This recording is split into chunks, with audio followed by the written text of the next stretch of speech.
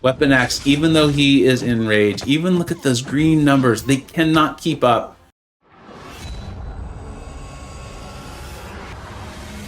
Hey, welcome back to the channel. All right, time for War 6 of the season, number 5 SSX versus number 3 Legion. You know this is going to be a good one. Let's get started. We've got 4 fights, all with champions I have not used all season, but ones I know very, very well, some of my favorite ones in the whole game. So we're going up against this Hazard Shift, Incinerate, Poison, Nick Fury. And we've been taking a lot of Absorbing Man fights, and we're going to show off a lot of the flexibility of him. I'm going to go into the Magma form. I've got the Immortal Abomination Synergy. Really cool because I can now hit into any part of the Hazard Shift, right? If he's in Poison, fine. Incinerate, fine. I do need to stay in my Magma form, though, and the way this fight goes horribly, horribly wrong is if I send Nick unblockable and I just can't do anything about it, or for some reason I go for an intercept and he ends a combo in a light. I have now made this fight very, very exciting. Got a little intercept there, and I just need to keep an eye. I can still win this fight. Can do totally fine. People come out of this fight with full health bar, so this is still doable.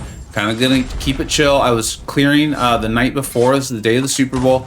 Clearing the night before because my alliance mate, an awesome player named Lord Garo, will be taking the next fight in the lane. And I just wanted to have him clear so he could take that fight whenever he wanted to, and then I could take my fights later in the day. It's a big war here against Legion. Nice use of the striker there to help send Nick over into the Fury stage so he's not unblockable. And the node itself is pausing our form, so I'm able to get some of my, I think they're called the morph charges, ending in medium, light, medium when I can to get the heal. But honestly, I know the rhythm of this fight.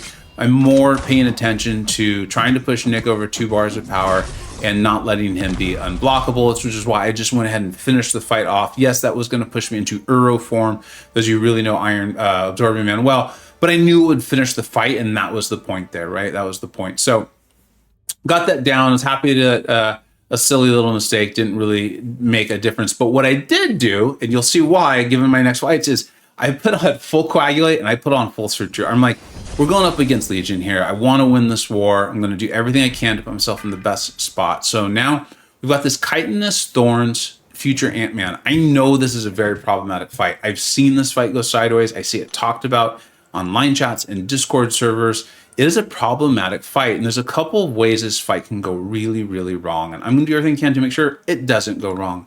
The first thing you want to do is let the first armor up for Future Ant-Man fall off so that there's no chance of him glancing your first hit into his block. As soon as we hit into his block once, we've got a Pierce. As long as we've got a Pierce buff, he will not be gaining those armor ups. And now I can play this fight exactly like a standard Hulkling versus Future Ant-Man fight.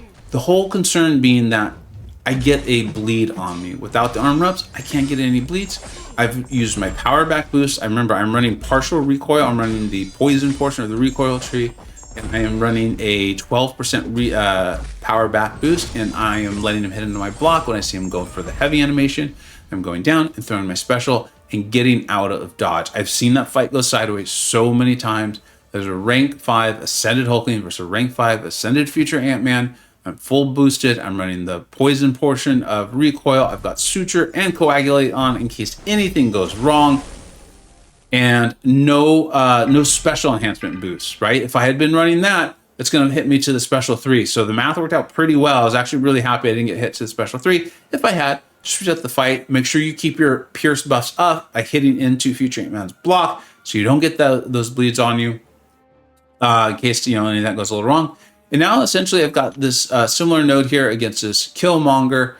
I'm going to just stay in Uru form. I'm going to stay in Uru, right? So I'm bleed immune. I've got massive physical resistance. And then I'll be doing that extra little damage into Killmonger. I've already got the, I think I have the SP1 boost, right? I think I started off with that. So I was able to just kind of throw my special 1 right away. And there's going to be another kind of simple fight, kind of similar to my Iron Man fights against Killmonger. The one thing I really want to make sure I remember is do not hit into his block after he has thrown his special 1. Because he will counterpunch, and the Killmonger's hit very, very, very hard. And I'm honestly not worried about his reverb. I'm in my Uru form, and also I'm going to be getting a lot of my morph charges. So those are those green passes in the upper left-hand corner. I can medium, light, medium, and get a nice heal if I really need to, right? And I'm not concerned about item uses. I have one more fight with ABSMan, but we're going up against Legion. This is SSX versus Legion. It's not the time for me to be worried about some item uses here. I'm going to play the fight the best way I know how to get those solos. So feeling pretty good about it because I am running the recoil tree. I am taking recoil damage when I throw a special, but as long as I don't make any big gameplay errors, I should be totally fine. I'm not worried about getting low on health. And like I said, you can see I've got a nice heal going, healing for what, 379 a tick. So I'm not too concerned about that. And I've actually could trigger another one here if I wanted to. In fact, I think I do, but we finish off this Killmonger before the heal really. I started dancing around to try to heal up a little bit, and I was like, no, dude, the whole reason you've done the things you've done is because you're not concerned about using a couple items to heal up. So don't be silly in the fight. Don't let a mistake happen because I get caught in a dashback or something like that. So here we go. And then this was the fight. I was excited for the Nick Fury fight. I was excited for the future Ant-Man one for sure. But this is one I love doing. I actually enjoy doing this fight because I personally like to go to the special 3 with ABSMan. I'm going to use an advanced power boost. This is a Hadroshift Incinerate Poison, so I'll be in magma form. So I will be immune to the Incinerate and the Poison thanks to the synergy with Immortal Abomination. And with Weapon X, I know he's supposed to become more aggressive when he goes into Rage. You can often reliably get intercepts. In fact, I think this is a long time ago, but I believe I took Weapon X main bosses with Archangel because you could so reliably intercept him. But every once in a while, he does do that little stutter step light, and he gets you, and I just don't want to deal with that. I'm going to end up punishing a heavy a little too early right here. We'll watch that one back over, and a couple of guys are like, dude, I don't know, that was a weird one. Didn't look to me like he was still unstoppable, but I felt like I went in a little early. You know me, I like to tell you if I think it was me or the game, and I think that one was me. I like to try to err on the side of thinking it's me, so that when I say it's the game, you really know it's true. And we're already almost at the SP3. I don't care that he's in Rage. Watch what happens. Watch the amount of damage ABSMan can put forth once he's thrown to the SP3. So our form's going to be refined. And I think we're going to have a massive cruelty, I believe it is, or precision. I can't remember which one it is. But watch the damage and how the healing of... Watch how the healing of... Weapon X, even though he is in Rage, even look at those green numbers, they cannot keep up with the massive amount of damage that ABSMan is putting through. Didn't even have to throw another special. Just ended it. Completely ended that guy. No heavies to get the massive crit and all that stuff. Just absolutely destroyed him. Really, really happy with that fight. I love when I get to use champions like this that kind of bring me back. It feels like a long time ago. It wasn't that long ago. When I was doing all kinds of fights with Teddy, Hulkling there, and ABSMan. And here we are. This is where the war was at when I finished my fight. I am going to wait till it is over. I want to show our MVPs, and I want to be able to show you who won. Because I love war. You know I do. I think it's great for learning champions and what they can do, and then also nodes, interactions, and defenders. I think we can get a lot of teaching done on these sorts of things. And I do think there is a bit of a drama to it. Like, you got all these players competing and working together and organizing to try to accomplish a goal. Ours is top 10, and I'm not sure on Legion, but they are a perennial top 10 Masters Alliance as well. So we will wait to see the MVPs and the season stats. All right, let's wait together, I guess. All right, we were able to come up on the winning side of this. We just did a phenomenal job. Well done to Legion. They played very, very well. We just came up on the winning side. Congratulations and thank you to a phenomenal performance from everyone in the Alliance, but in particular, as you see on the board here, names you know and love, Bittersteel, Royu, and Odysseus. Thanks, guys. As always, you did phenomenally, as the whole Alliance did. I think we had 5 deaths total, which is incredibly, incredibly low, given the strength of the defense we faced and also how difficult this tactic is. We're having a good time. All right, let's get to the season stats. SSX 5-1 at the halfway mark of the season. We are currently ranked 4th in the world.